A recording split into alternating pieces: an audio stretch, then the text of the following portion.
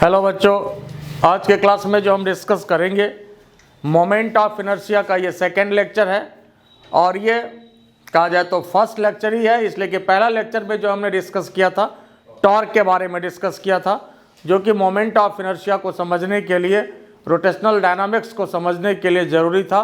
पहला लेक्चर आपका टॉर्क का था और आज मोमेंट ऑफ इनर्शिया के बारे में डिस्कशन करेंगे और ये बहुत ही इंपॉर्टेंट टॉपिक है, इसलिए इसको ध्यान से समझिए। इसका कई टॉपिक में एप्लीकेशन भी है, 11 में भी 12 में भी। तो देखिए यहाँ पर समझिए पहले मोमेंट ऑफ इनर्शिया होता क्या है।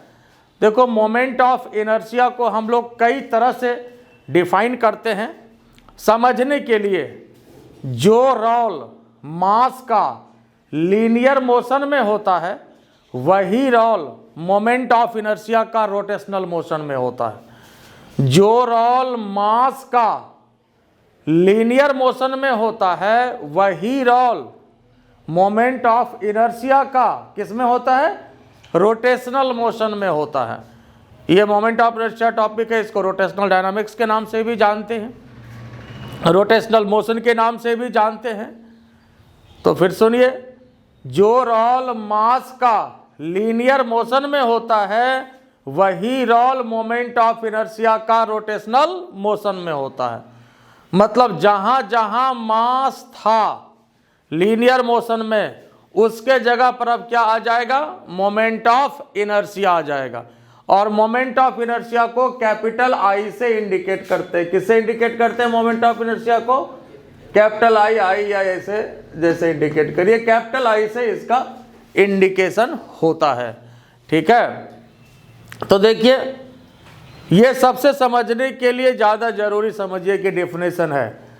तो इस बात को हमने यहाँ पर लिखा भी है, moment of inertia plays same role in the rotational motion as mass plays in the translational motion, है ना। समझने के लिए ये इंपॉर्टेंट डेफिनेशन है।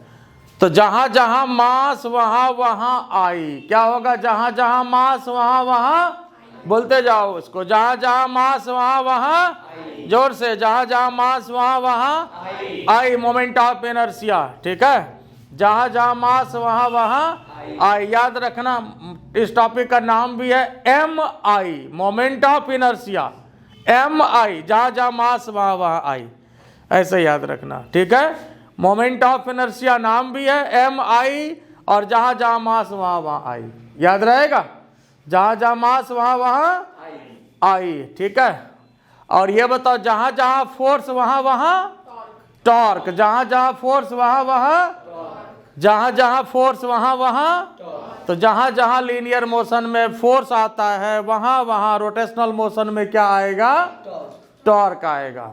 आई बात समझ में?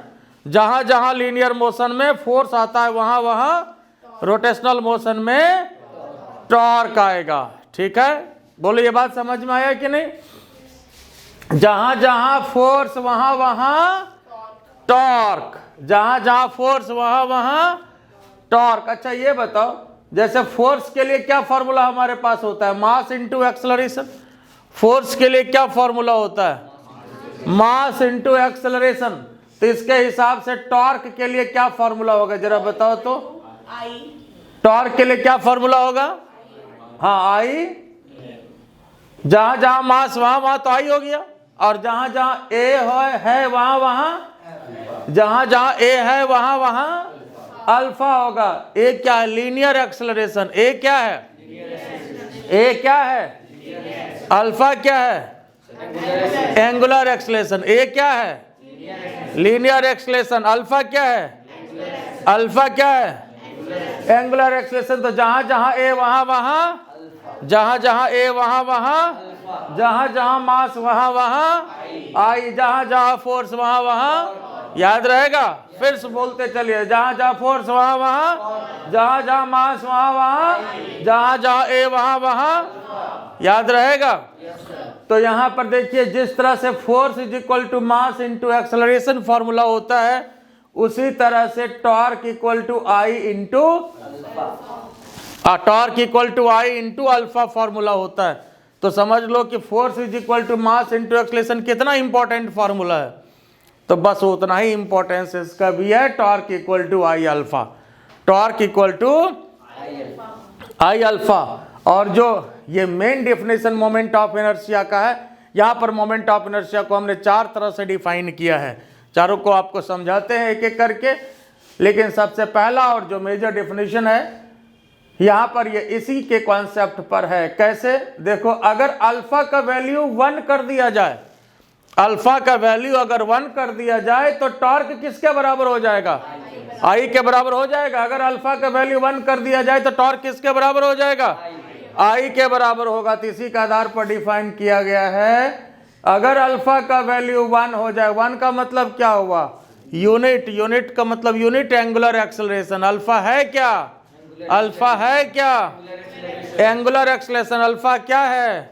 Angular acceleration. Therefore moment of inertia of a body about an axis is that torque which produce unit angular acceleration about that axis. फिर से सुनिए, moment of inertia of a body about an axis is that torque which produce unit angular acceleration about that axis.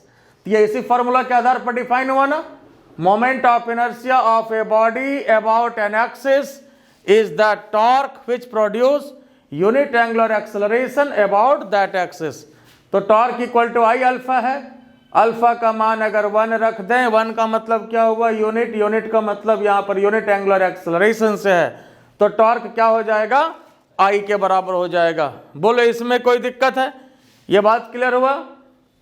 ठीक है। और ये जो दूसरा definition है, जो कॉन्सेप्ट मास का लीनियर मोशन में होता है, वही कॉन्सेप्ट मोमेंट ऑफ इनर्शिया का रोटेशनल मोशन में होता है। Moment of inertia plays same role in the rotational motion as mass plays in the translational motion. आई बात समझ में? जो कंसेप्ट मास का लीनियर मोशन में होता है, वही कंसेप्ट मोमेंट ऑफ इनर्शिया का रोटेशनल मोशन में होता है। आई बात समझ में? ठीक है। तो जहां जहां मास वहां वहां आई, याद रखना, जहां जहां मास वहां वहां आई। आई क्या है? Moment of inertia. और एम क्या है? मास। और मास को इसलिए इनर्शिया भी कहा जाता है। क्या कहा जाता है? मास को समटाइम्स इनर्शिया भी कहा जाता है। क्या कहा जाता है? इनर्शिया भी कहा जाता है। तो मास हुआ इनर्शिया और आई है मोमेंट ऑफ इनर्शिया। मास है इनर्शिया, आई है मोमेंट ऑफ इनर्शिया। आई बात समझ में? एफ है फोर्स, टॉर्क है मोमेंट ऑफ फोर्स। एफ है फोर्स और टॉर्क है मोमेंट ऑफ फोर्स। टॉर्क को तो डिफाइन ही करते हैं मोमेंट ऑफ फोर्स से। आई बात समझ में? तो इसलिए इसको मोमेंट ऑफ इनर्शिया बोला जाता है। एम है इनर्शिया और आई हो गया moment of inertia. A linear acceleration, alpha angular acceleration. बात समझ में आया कि नहीं? अब यहां देखो, जैसे इनर्शिया का डिफिनेशन क्या होता है, इनर्शिया के आधार पर भी यहां पर अब मोमेंट ऑफ इनर्शिया को तुलना करके हम लोग डिफाइन कर सकते हैं। कैसे? तो देखिए, इनर्शिया कैसे डिफाइन करते हैं। पहले इनर्शिया की बात करें। यहाँ पर देखिए, ये मोमेंट ऑफ इनर्शिया लिखे हैं, तो इनर्शिया से ही मोमेंट ऑफ इनर्शिया आ जाएगा। इनर्शिया क्या होता है? Inertia is the property of the body by virtue of which it try to maintain its state of rest and uniform motion. तो यूनिफॉर्म मोशन जहां है, यूनिफॉर्म मोशन जहां है, यहां पर हमने रोटेशन को लगा दिया। अगर आप यहां पर रोटेशन को लगा देंगे तो ये डेफिनेशन आपका किसका आ जाएगा साहब? मोमेंट ऑफ इनर्शिया का आ जाएगा। तो फिर ये देखिए, तीसरा डेफिनेशन मोमेंट ऑफ इनर्शिया का हुआ, moment of inertia is the property of the body by virtue of which it maintain its state of rest and uniform rotation. तो मोशन के स्थान पर अगर रोटेशन को लगा दिए तो वैसे स्थिति में ये मोमेंट ऑफ इनर्शिया का डेफिनेशन आ जाएगा। आई बात समझ में? तो मतलब क्या हुआ कि वह अपनी स्थिति को मेंटेन करने का प्रयास करता है। मान लीजिए कि अगर ये पंखा, मान लीजिए ये सीलिंग फैन है, ये अस्थिर है, आप इसको रोटेट करोगे तो वो क्या प्रयास करता है? अस्थिर है तो अस्थिर रहने का प्रयास करेगा। आई बात समझ में। लेकिन आप इसको घुमाएंगे तो कहेगा हम नहीं घूमेंगे। तो क्या करेगा, वह अपना जो स्थिति है उसकी, वह उसी स्थान में रहने का प्रयास करता है। तो वह क्या करेगा, उसका विरोध करता है। क्या करेगा, विरोध करेगा। तो वह जो विरोध करता है, जितने ताकत से विरोध करेगा, समझ लो कि समझने के लिए जो इफोर्ट वह लगाता है विरोध करने के लिए, वही उसका मोमेंट ऑफ इनर्शिया होता है। आई बात समझ में। जो इफोर्ट लगाता है वह विरोध करने के लिए, वही उसका मोमेंट ऑफ इनर्शिया होता है ना। जैसे मान लो आजकल ठंडा का समय है, ऐसे ही सीवियर कोल्ड है अभी, है ना। और अगर 5 बजे से बुला लें हम क्लास करने के लिए, और मिजाज ठंडा हो जाएगा, है ना। क्या होगा कि नहीं मिजाज ठंडा। तब फिर जो है अपने मन से उठ के आ जाओगे, है ना। आ जाओगे तो अच्छी बात है, नहीं तो फिर क्या होगा भाई, वही एक्स्ट्रा फोर्स लगेगा, है ना। वो जो अपोज होगा, कौन कितना अपोज करता है, सबका अलग अलग अपोजिशन होगा, है ना। हो सकता है कोई कम अपोज करे, हो सकता है कोई थोड़ा सा अपने से आ जाए, कोई डांट सुन के आ जाए, कोई एक लगने के बाद आए, है ना। क्या रश में कैसे आओगे, लगने के बाद, हैं? तुम फैच कैसे आता है, बिना लगे आ जाता है। नहीं ऐसा तो नहीं लगता है, डांट लगता है उतने में नहीं। अच्छा स्कूल जाने में लगता था, हाँ उसमें लगता था। अच्छा ठीक है, उसमें बच्चा था, कोई बात नहीं, अब जवान हो गया है ना। तुम प्रिंसू, ये तो कुछ ज़्यादा हो गया, है ना। अच्छा चलो ठीक बात है, बात समझ गए ना।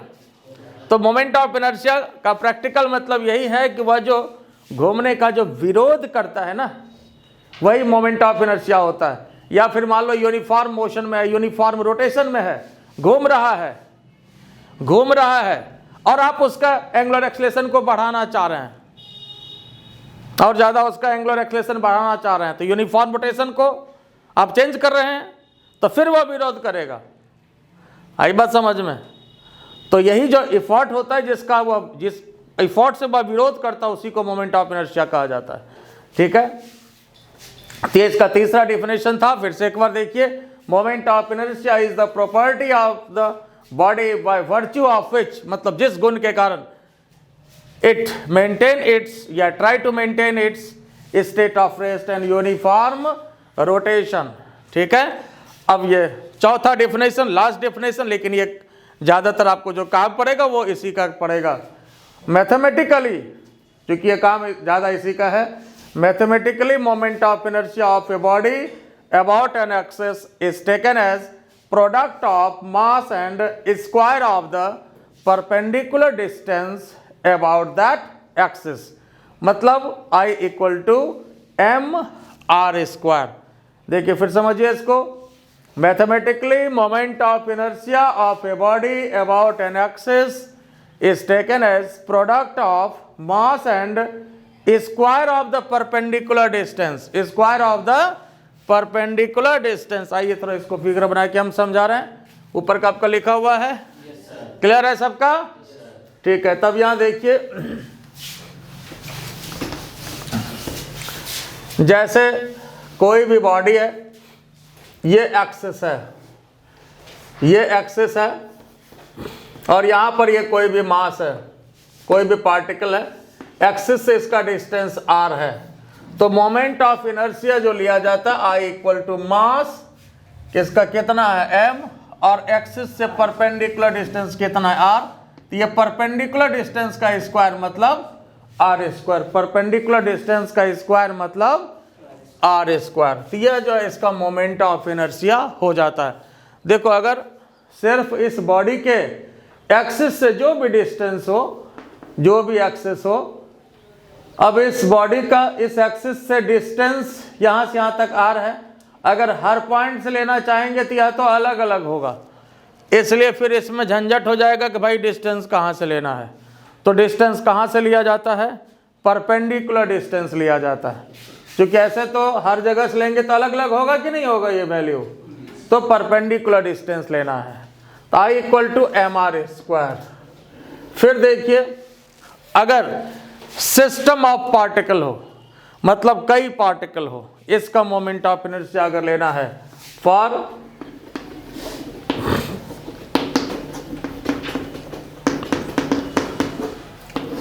सिस्टम्स ऑफ पार्टिकल की अगर बात हो, कई पार्टिकल हो, देखो बॉडी और सिस्टम में क्या फर्क है, बॉडी और सिस्टम में क्या फर्क है, एक है तो बॉडी है, एक से ज़्यादा है तो सिस्टम है ना, एक से ज़्यादा अगर है तो system. I am a body but this classroom is a system, this classroom is a system.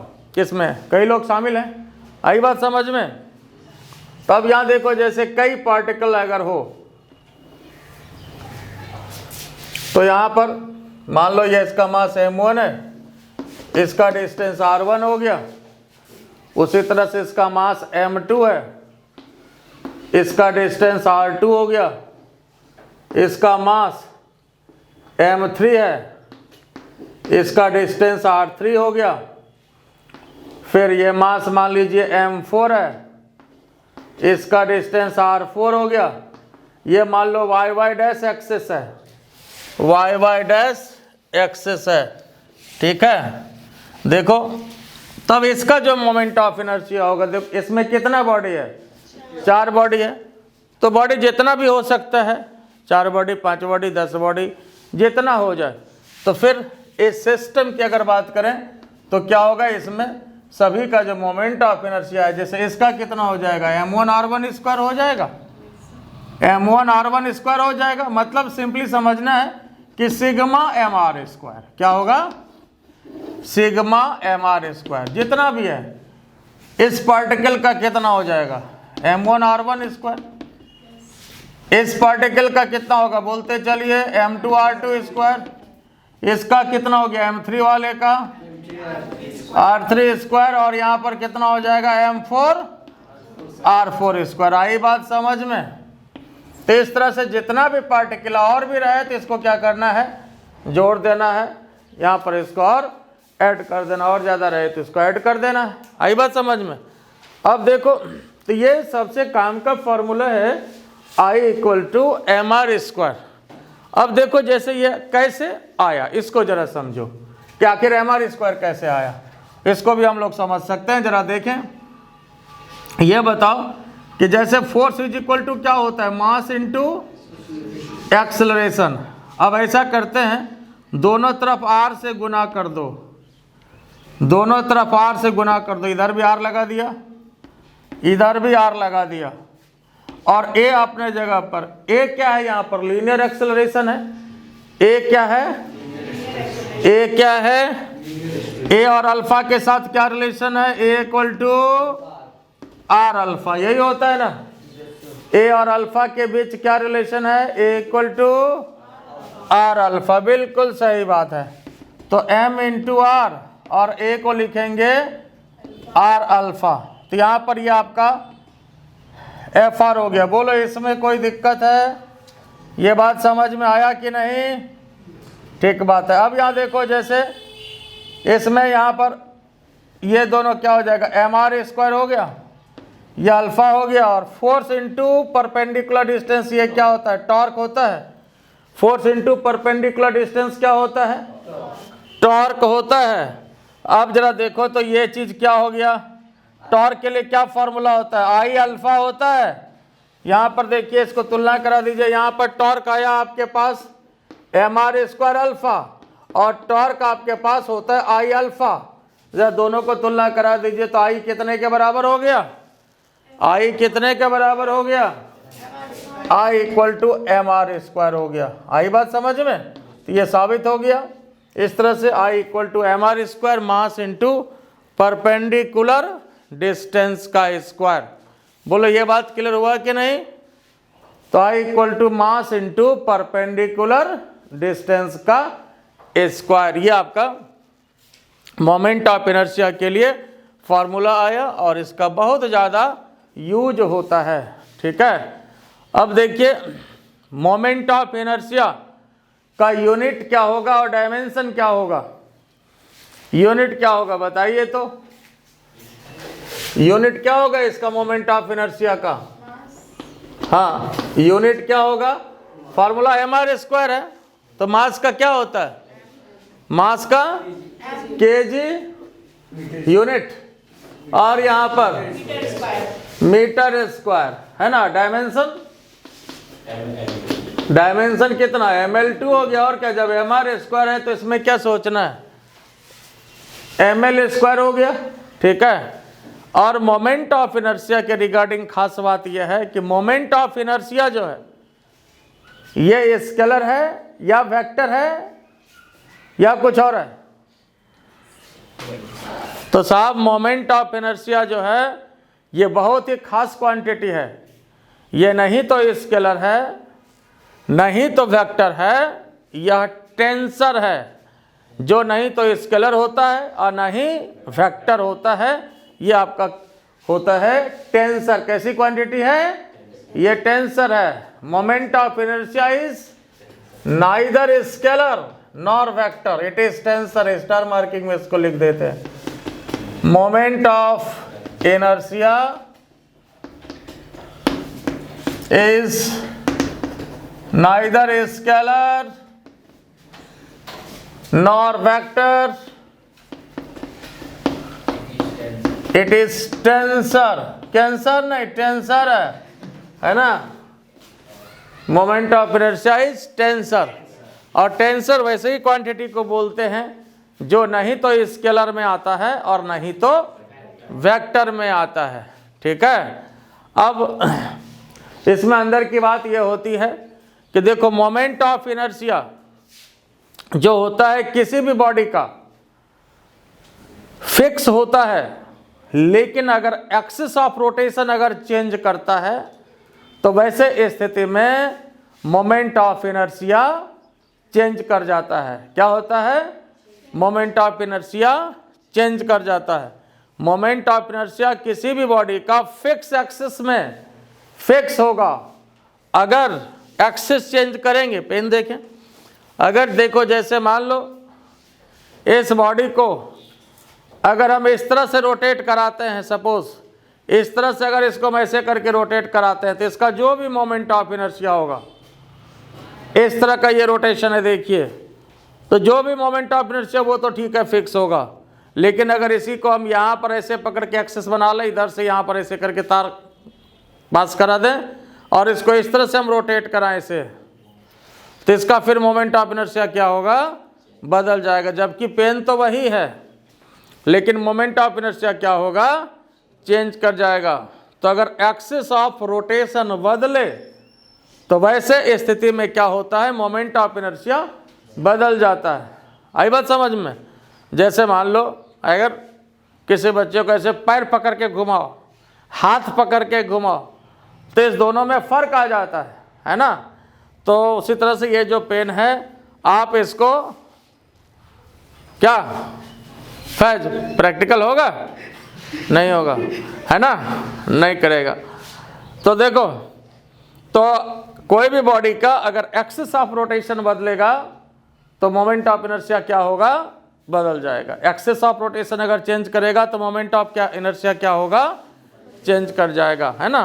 जैसे इसी को अगर इसके अबाउट रोटेट कराए तो इसका अलग मोमेंट ऑफ इनर्शिया होगा। यहाँ पर एक्सिस हो तो इसके अबाउट रोटेट कराए अलग मोमेंट ऑफ इनर्शिया। और ये भी हो सकता है जैसे ये सिलेंड्रिकल स्ट्रक्चर है, ऐसे करके तार पास करा दें, फिर इसको ऐसे रोटेट कराएं, कर सकता है कि नहीं, बीचों बीच ऐसे करके तार पास करा दें और इस तरह से रोटेट कराएं, ऐसे करके तार पास कराएं ऐसे बीचों बीच और ऐसे करें, तो फिर क्या होगा, इसका अलग मोमेंट ऑफ इनर्शिया होगा। आई बात समझ में। तो moment of inertia depends upon axis of rotation of the body, ठीक है। तो पहले इसको आप लिख लीजिए, फिर एक इंपॉर्टेंट पॉइंट कुछ है जिसको हम लिखाएंगे आपको।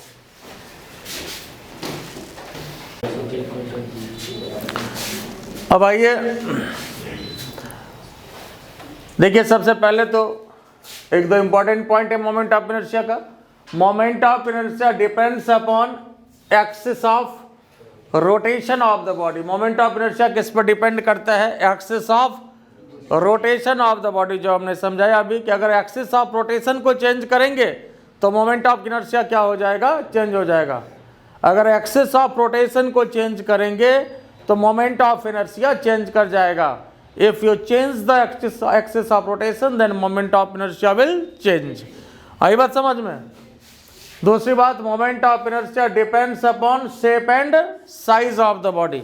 Moment of inertia different shape पर डिपेंड करता है।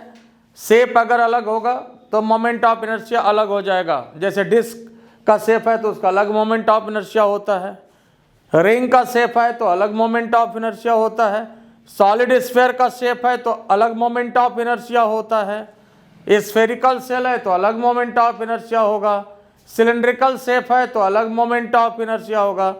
तो डिफरेंट बॉडी का moment of inertia different different होता है। डिफरेंट शेप पर moment of inertia different different होता है। ये हम लोग आगे अभी पढ़ेंगे भी, आगे डिफरेंट बॉडी का मोमेंट ऑफ इनर्शिया आगे निकालेंगे। और यही तो हम लोग को इस टॉपिक में स्टडी करना है। रिंग का मोमेंट ऑफ इनर्शिया, डिस्क का moment of inertia, spherical shell का moment of inertia, cylindrical body का moment of inertia, solid sphere का मोमेंट ऑफ इनर्शिया, सभी का मोमेंट ऑफ इनर्शिया हम लोग एक एक करके निकालेंगे। तो आई बात समझ में? तो इसलिए यह जो है शेप पर डिपेंड करता है और साइज पर भी डिपेंड करता है। साइज बड़ा होगा तो उसके हिसाब से रेडियस उसका बड़ा हो जाएगा। ठीक है, अब आइए इस टॉपिक का एक मेजर पार्ट है जो कि हर जगह यूज होगा, comparison between translational and rotational motion. Translational और रोटेशनल के बीच में जो कंपैरिजन है, और ये पूरे टॉपिक में यूज होगा। ध्यान से देखिए, लीनियर मोशन का जो फॉर्मूला है, सिमिलर फॉर्मूला आपका रोटेशनल मोशन के लिए लागू होता है। सेम तो नहीं होता है, सिमिलर होता है। सेम नहीं बल्कि सिमिलर होता है। कैसे? अभी देखिए आपको पता चलेगा। तो सबसे पहले देखिए, ट्रांसलेशनल या लीनियर एक ही बात है, और रोटेशनल या एंगुलर एक ही बात है। रोटेशनल या एंगुलर एक ही बात है। अब ये देखिए, लीनियर डिस्प्लेसमेंट के लिए क्या लिखते हैं हम लोग? एक्स लेते हैं या एस लेते हैं, ज़्यादातर एक्स या एस। तो यहाँ पर एक्स ले रहे हैं। लीनियर डिस्प्लेसमेंट के लिए एक्स होता है, एंगुलर डिस्प्लेसमेंट के लिए थीटा। एंगुलर डिस्प्लेसमेंट के लिए हर जगह इंडिकेशन हम लोग थीटा यूज करते हैं, एंगल का। एंगल ही एंगुलर डिस्प्लेसमेंट होता है। क्या होता है? एंगल ही एंगुलर डिस्प्लेसमेंट होता है। फिर देखिए, लीनियर वेलोसिटी v, तो v इक्वल टू क्या हो जाएगा? dx upon dt। बोलते चलिए जोर जोर से आप लोग भी, dx upon v equal to dx upon dt। अगर यहाँ पर x डिस्प्लेसमेंट है तो वेलोसिटी क्या हो जाएगा? dx upon dt। तो उसी तरह से एंगुलर वेलोसिटी ओमेगा क्या हो जाएगा? d theta upon dt। क्या हो जाएगा? d theta upon dt। आई बात समझ में? अब यहाँ पर देखिए लीनियर एक्सेलरेशन की बात। तो लीनियर एक्सेलरेशन क्या होता है? dv upon dt। Linear acceleration क्या होता है? dv upon dt।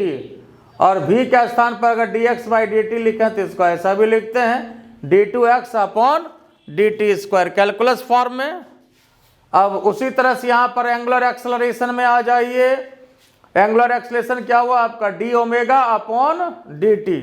Angular velocity को डिफरेंशिएट करेंगे तो एंगुलर एक्सेलरेशन मिलेगा, तो d ओमेगा अपॉन dt। और ओमेगा को क्या दे सकते हैं? d theta upon dt।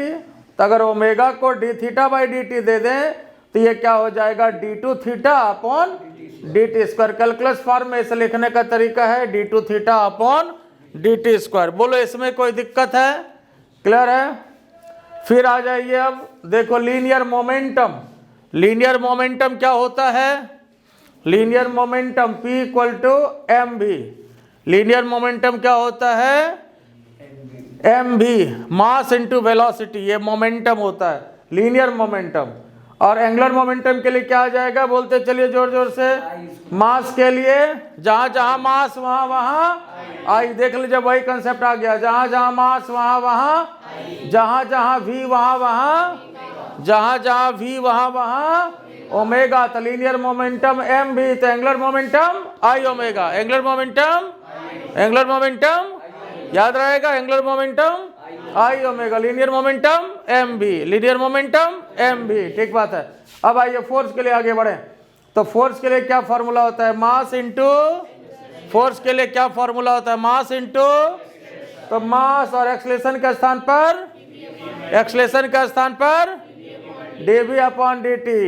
अब उसी तरह से देखिए, जहां जहां फोर्स वहां वहां, जहां जहां फोर्स वहां वहां टॉर्क, तो टॉर्क इक्वल टू, जहां जहां फोर्स वहां वहां, जहां जहां फोर्स वहां वहां टॉर्क, जहां जहां मास वहां वहां, जहां जहां ए वहां वहां, तो टॉर्क इक्वल टू क्या हो गया, I alpha. Torque equal to क्या हो गया, फिर अल्फा को अगर हम लोग लिखना चाहें D omega by D T, तो यह भी फॉर्मूला हुआ I D omega upon D T, और इसको I D two theta upon D T square भी लिख सकते हैं।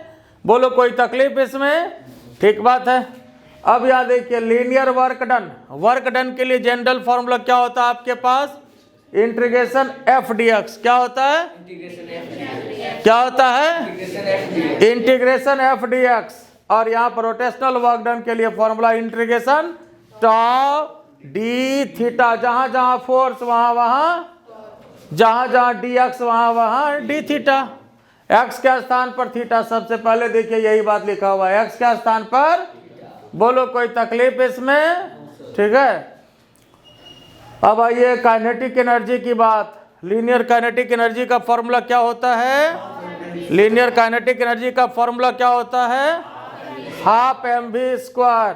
और rotational kinetic energy half I omega square होना चाहिए कि नहीं। जहां जहां मास वहां वहां, जहां जहां भी वहां वहां ओमेगा, तो linear kinetic energy half M V square, rotational kinetic energy half I omega square. बोलो कोई तकलीफ इसमें, एक ही तरह का फॉर्मूला है कि नहीं। तो लीनियर वाला याद अगर है तो रोटेशनल वाला याद है कि नहीं, ठीक है। लेकिन इस बात को याद रखना है, फिर एक बार बोलते जाइए आप लोग, बोलो तो, जहां जहां एक्स वहां वहां, जहां जहां एक्स वहां वहां, जहां जहां भी वहां वहां ओमेगा, है ना। जहां जहां ए वहां वहां अल्फा, जहां जहां फोर्स वहां वहां टॉर्क, जहां जहां मास वहां वहां आई। इतना बात को याद रखिएगा, तो फिर कोई दिक्कत वाली बात नहीं है। बोलो बात समझ में आया। और अभी इसमें कुछ और इक्वेशन ऑफ मोशन हम लोग यहाँ पर दे रहे हैं, जिसको कि आपको याद रखना है। इसी में इसको भी अटैच कर देना है। अभी आगे बढ़ा करके, चूंकि नीचे जगह नहीं है इसलिए इसको ऊपर लिख रहे हैं। और इसमें इक्वेशन ऑफ मोशन की बात कर रहे हैं। किसकी बात कर रहे हैं, इक्वेशन ऑफ मोशन की। अच्छा ये बताओ, लीनियर मोशन में जैसे 7 नंबर था, इसको 8 नंबर दे दीजिए। v इक्वल टू फॉर्मूला आपके पास होता है v equal to U plus minus, ये होता है ना। तो उसी तरह से जो इधर आपका फॉर्मूला हो जाएगा, देखो अब यहाँ v और u है, तो इसमें लिखते हैं ओमेगा 2 और ओमेगा 1 प्लस माइनस क्या लिखें बताओ, बोलते जाओ। बिल्कुल सही, अल्फा टी। v को लिखा ओमेगा 2 फाइनल एंगुलर वेलोसिटी और ओमेगा 1 इनिशियल एंगुलर वेलोसिटी। ये तो इंडिकेट करने की बात है, ठीक है। ऐसा भी आप कर सकते हो, omega equal to omega 0, omega nought लगा के ऐसे भी कर सकते हैं, ठीक है। अच्छा ठीक बात है। अब ये बताओ साहब, जैसे v square equal to U square plus minus 2 A S के स्थान पर। अब इसी तरह से यहाँ बताओ तो साहब, बोलते जाओ सभी, ओमेगा 2 स्क्वायर ओमेगा 1 स्क्वायर 2 ए का स्थान पर, एक्स के स्थान पर। बोलो कोई तकलीफ इसमें। अब उसी तरह से अब आइए, जैसे S equal to U T plus half A T square होता है, U T plus minus half A T square. S equal to होता है, इसको हम लोग एक्स मान रहे हैं, तो इसको हम लोग एक्स मान रहे हैं। तो अब बताइए यहाँ पर क्या ले ले, थीटा इक्वल टू हाँ T plus minus half alpha T square. बोलो इसमें कोई दिक्कत है। तो जितना भी इक्वेशन आपका जो लीनियर के लिए था, ट्रांसलेशनल मोशन के लिए, वही उसी तरह का जो इक्वेशन होता है रोटेशनल मोशन के लिए होता है। और सेम नहीं होता है बल्कि सिमिलर होता है। लेकिन इतना तो पता चला कि एक याद है तो दूसरा भी याद रहेगा। है ना, कुछ कंपैरिजन को जो है सिर्फ आपको याद रखना है। तो उसके बाद रोटेशनल के फॉर्मूला में भी कोई दिक्कत वाली बात नहीं होगी। ये बात समझ गए ना, ठीक है। तो इसको आपको याद रखना है, सबको याद हो जाएगा ना, याद रहेगा। तो चलिए फिर ठीक है, आज इतना ही। अगले दिन हम लोग इसके नेक्स्ट कॉन्सेप्ट पर जाएंगे जो कि काफ़ी इंपॉर्टेंट है, रेडियस ऑफ जायरेशन की बात करेंगे। आज इतना ही, ठीक है। तो आज इतना ही, थैंक यू वेरी मच। और मेरे चैनल को क्या करना है, लाइक करिए, सब्सक्राइब करिए, शेयर करिए। Thank you.